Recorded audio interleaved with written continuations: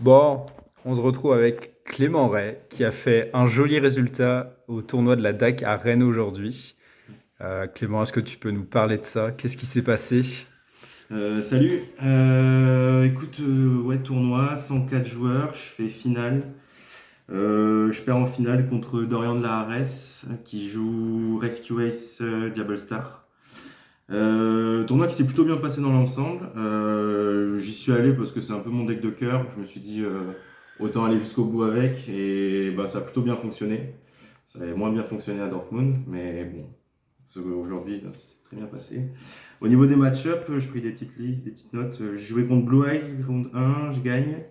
Unchained, round 2, je gagne. Vanquish Soul, ma première défaite et ma seule. Flunder, je gagne. Z-Arc, Pendule, n'importe quoi, on comprend rien, je gagne. Pendule. Chimera Runic contre Barcode, je fais draw. Scareclaw, il me dit je joue FTK, je le 2Z.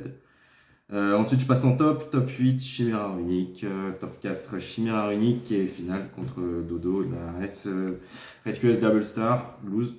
Beaucoup de conversions en Runic Chimera, beaucoup de Chimera Runic dans le top. Dès que ça meurt sur H, mais bon, quand ça passe, ça fait du mal. Hmm. Donc du coup, c'était bien 7 rondes et le top 7 8. rondes et top 8, ouais, c'est ça. Très bien. Et donc X1. X1, ouais, à l'issue des rondes, et puis après, je passe mon top. Allez, c'est ce qu'il faut. Allez, montre-nous tout ça. Du coup, ouais, je jouais Infernoble. Je commençais par le main deck. Concernant le main deck, 3 connectors, le dauphin aquatique qui va bien avec. Bon, c'est la raison pour laquelle on joue le deck. Hein. Le dauphin aquatique, c'est une carte. Tout le monde connaît. Tu discardes un, tu regardes la main de l'adversaire. Ça attrape les end-traps. Ça attrape. S'il y a pas de... Ça joue autour de drôle. Enfin, c'est la carte pour laquelle on joue le deck quasiment. 3 OGA.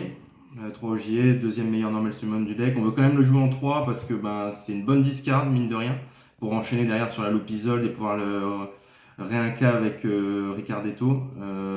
Foolish, enfin il fait tout, c'est une excellente carte. C'est une excellente carte combinée avec le sang de la veine Renault. Lui, c'est une sacrée carte aussi. Il dit target dans le banni ou au cimetière. Il récupère un feu guerrier ou une magie d'équipement, n'importe laquelle. Super fort. Voilà pour les x3. Grosso modo, c'est des cartes. Ça là, c'est ça plus ça. Ça fait jouer autour de Nib. C'est des cartes qu'on veut toucher en main de départ. Quoi qu'il en soit, un de chaque en main de départ, moi je suis content. Ensuite, on passe sur les autres names. De Oliver. Oliver, son effet d'empêcher d'être ciblé, c'est méga fort. Il se spé, c'est un des seuls extenders que tu peux spé sur bord de vide, sans feu guerrier. x2 pour pouvoir en avoir un dans le deck, pour pouvoir l'équiper en end phase, et un pour le jouer en tant qu'extender. Et ensuite, il y a la liste non exhaustive des x1, donc un Turpin, un Mogis parce qu'il fait draw. Lui, il se spé, il est super fort. Lui, il fait draw, il est super fort. Ricardetto, le seul italien dans ma team. Super carte, tu spé avec Isolde. Il fait le café. Nouveau aussi, enfin, super fort. Une dame pierre à feu, c'est le seul extender que tu spé sur n'importe quel guerrier, pas forcément feu guerrier. Du coup, super fort. Et Gearfried aussi, bête de body en go second, cette carte. Elle m'a fait tellement de games. Tu battles un monstre en position d'attaque, tu dis effet en début de damage step, j'équipe ton monstre, il me fait gagner 500 et je tape. Super fort. Et en plus, c'est une game de monstre, de l'archétype. Hop. Voilà pour les monstres. Ensuite, un Rota, 3 Calices. C'est des cartes qui vont faire chercher tout ton deck. En gros, ça c'est des guerriers, ça c'est des feux guerriers. Ou ça va tuto le terrain, ça c'est fort. Ok pour ça. 3 musées. Super carte, on dit. Enfin, c'est une carte. Elle fait gagner 500 à tous tes monstres, elle va tuto ton deck, enfin tes équipements, SP1 depuis la zone. Enfin, la carte elle est super bien design, je trouve. Enfin, elle est super forte.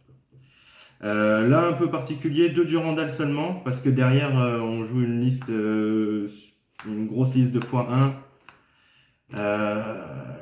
j'ai pas précisé au début, la liste est à 42 parce qu'en fait, tu joues un max de garnets, que ce soit Aqua Dauphin, l'Anneau, la Joyeuse, la Lame Phoenix, le RDD. Et tu dois garder des magies d'équipement dans ton deck pour pouvoir trigger tes isoldes. Donc, 2 Durandal, je considère que tu vas la tuto avec Musée ou avec Héritage. Donc, t'en as pas besoin de 3. Cette carte, c'est le nouveau support reçu dans la dernière extension. Elle m'a fait des games à la ronde 6 contre Barcode. Je norme n'importe lequel. Il jouait Chimera Runique. Je norme n'importe quel monstre. J'équipe Durandal à mon monstre. J'équipe cette carte. Il pouvait plus jouer. Enfin, en tout cas, ça l'a vachement bloqué. Donc voilà pour l'image d'équipement. Ensuite, on va passer sur les free spots. J'en joue 11. C'est pour ça que je joue à 42. Je joue 3 H, 3 Imperm, 3 droplets, 2 TTT. H, H parce que c'est la plus polyvalente, Imperm aussi actuellement. Droplet, c'était un choix. Je m'attendais pour l'event à affronter des Chiméras, des Branded. Je m'attendais à affronter des Flunder. Je m'attendais à affronter des Unchained et des Purely. Et cette carte est bonne contre à peu près tous les decks que je viens de citer. TTT, j'ai été déçu par la carte. Elle m'a pas tant servi que ça. Elle m'est restée en main dans pas mal de match-up. Par contre, quand elle se résout, elle fait des games. Donc voilà pour le main deck. Je passe à l'extra pour commencer. Classique, une Apo, un Gookie, j'ai jamais sorti. Raten, en début de battle phase, il détruit un, c'est sympa. Ça, c'est un feu guerrier que tu fais dans une game. J'avais un game ciel. Ma game du top 8, j'avais un game ciel. J'ai norme un droll, j'ai fait ça, j'espère Renault et je suis parti en full combo. 2 Isolde obligatoire et 2 Renault, 2 Charles, pardon. Cette carte aussi, une nouvelle dans l'extension dans Dune. Incroyable. Negate de MP, soft on smart turn, récupère les effets de l'autre Charles.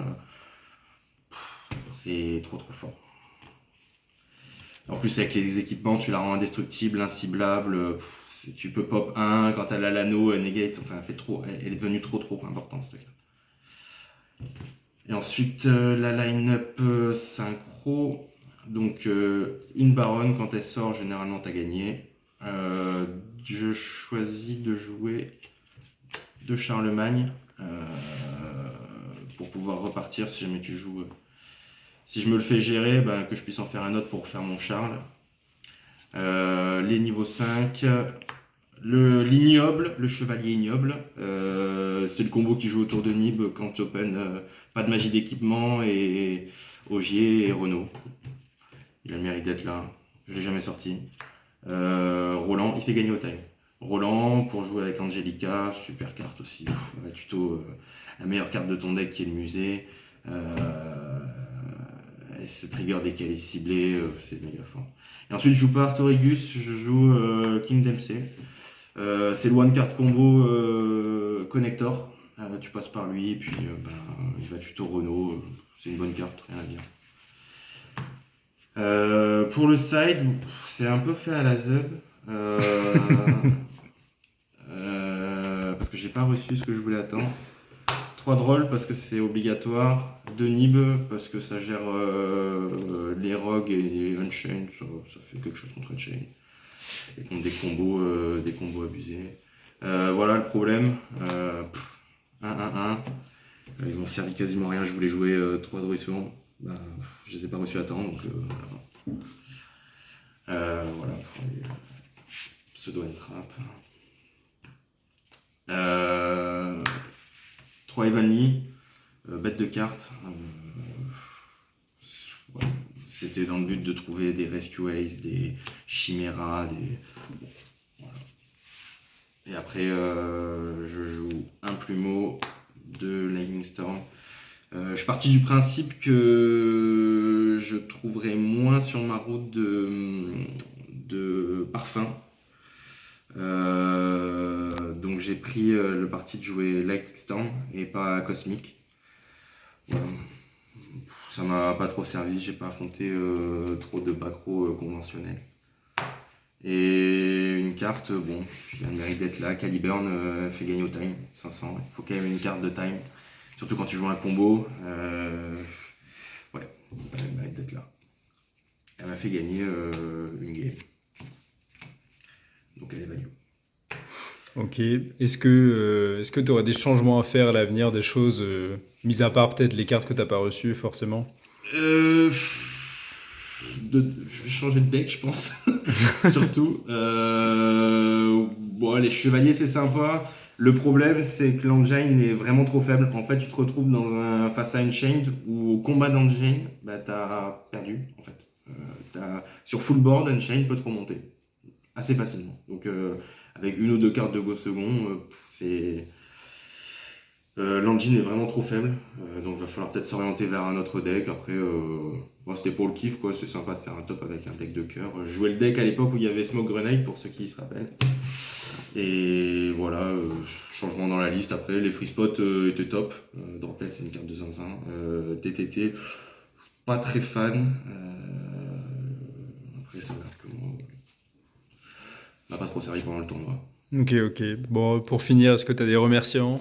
Ouais, alors merci Fantasy Sphere, évidemment, le sponsor qui suit la peau. Merci à la peau, Elias, Sacha, Clément, Julien qui étaient là dès le départ, et tous les autres. Après, on est tellement nombreux, je vous cite pas tous, les gars.